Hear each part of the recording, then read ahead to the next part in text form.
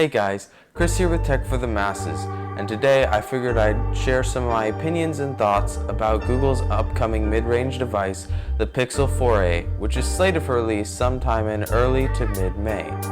Pixel 4a is supposed to cost around $399. Today I'm going to mainly be comparing it to the Pixel 3a, which I daily drive. Now, I personally love my 3a for the camera, the screen, and the fast updates. And I think that the 4a is going to improve on all of those things. But there are two things about the 3a in particular that I didn't really like. One is I wish that it had metal sides. This adds to the rigidity and the structural integrity of the phone, and it also just makes it feel nicer.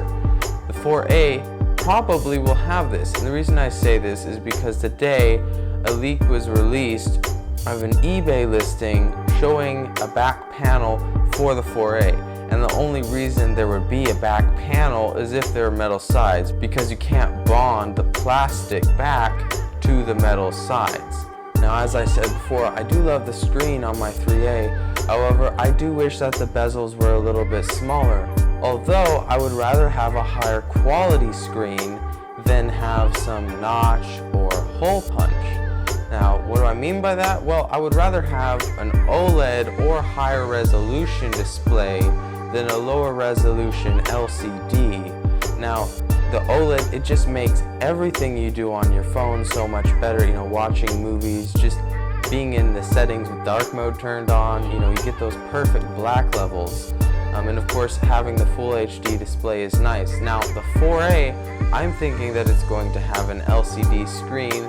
And I say that just because kind of the shape of the bezels is similar to that on, say, the iPhones they have, and other LCD display phones. They all have a very similar bezel size that goes all the way around, and there's not really a need for those bezels, even as a cost-saving measure, on an OLED display, just because it's so easy to get close to the edge of the display.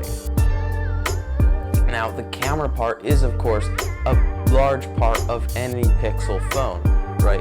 And so the 4a will probably have a better camera, right? It's just better software, you know, that happens every year, even if it is the same lens. And I do think that's an area where Google really could have improved on. They could have put two lenses, even if it is the pitiful 2x telephoto like on the 4.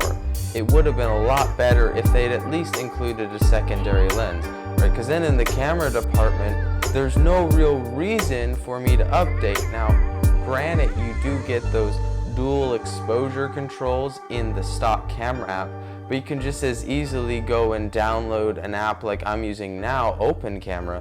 Allows you to do pretty much anything you want for free that this new iteration would give you. So I don't really see that as a selling point.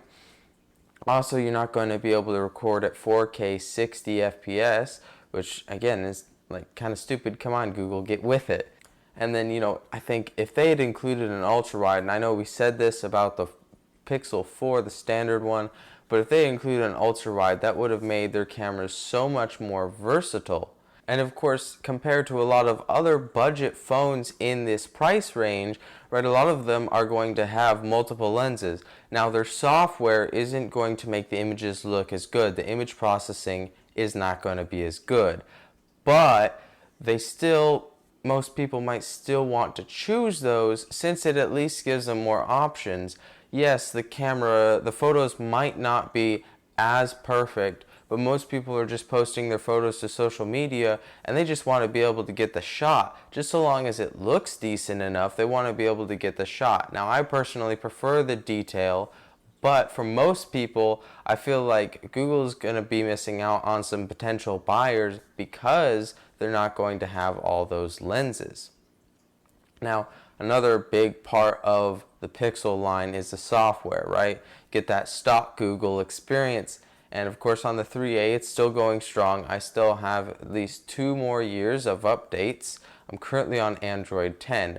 And the Pixel 4a will probably also be on Android 10 because Android 11 won't have released by the time the 4a is. Now, one thing it will be getting that the 3a doesn't have is that new Google Assistant and potentially some of the the new smaller features that were included with the Pixel 4. But I do feel like a majority of those other features besides that new assistant are going to be slowly rolled out as Google figures out ways to get it working on older Pixel devices.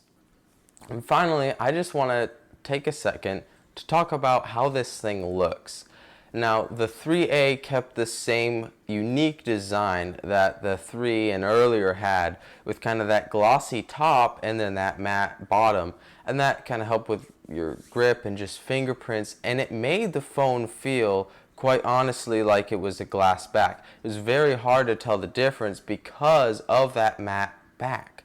But the 4A just, in my opinion, has this really plasticky look, especially on the matte black model. Now I know they're kind of mimicking the all matte finish of the standard 4, but in this case I think it would have been cool if Google had kept the same design or just done something different, because if you ask me, I'm going to be throwing a D-brand skin on the back of a 4A if I ever get one. Also, the camera bump in the back, I understand it's kind of going after a trend with that square shape, right?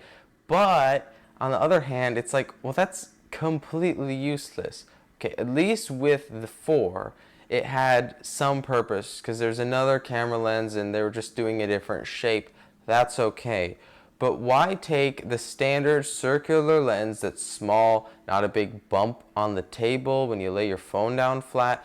Why would they take something that's perfectly good like that and then make it look like the square camera bump with more lenses? And I get they do it because people will think, oh, it has more lenses, but then they look at, no, it doesn't. Google might think that looks better, but in my opinion, having that extra square on the back, that just subtracts from the back of the phone and the aesthetic of it. So overall, I think while the 4A is going to be a great phone for newcomers to the Pixel line or people with, say, an older Pixel 2 or Pixel 1, I don't think that anyone with a 3A should really be upgrading, although I will be trying to get my hands on it so that I can get a review out to you guys. So thanks a ton for watching. Make sure to leave a like and subscribe, and I'll see you around.